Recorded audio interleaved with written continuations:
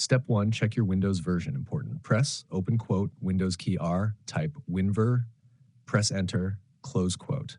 Now check your version. For Windows 10, you should be on 22H2. For Windows 11, you should be on 23H2 or newer. If you're below that, that's your problem. Now step 2, force Windows Update properly. Go to, open quote, Settings, Windows Update, check for updates, close quote. Install, all cumulative updates, all feature updates, optional updates, important. Restart your PC after installing. If it still says updated but error continues, don't panic. Now step 3, use Windows Update Assistant, very effective. Search on Google, open quote, Windows 10 Update Assistant or Windows 11 Installation Assistant, close quote. Download it from Microsoft official website. Run it. It will force upgrade your Windows to latest version. This fixes 90% of Windows out-of-date errors. Now step 4, enable secure boot for FACEIT Valorant.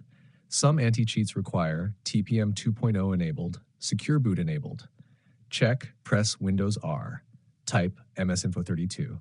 Look for secure boot state should say on, BIOS mode should be UEFI. If not, you need to enable it in BIOS.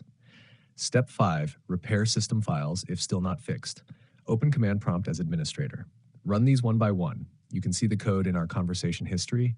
After it finishes, you can see the code in our conversation history, restart PC. If nothing works, last option, back up your files. Do a clean Windows reinstall using Media Creation Tool. This guarantees it will fix the issue.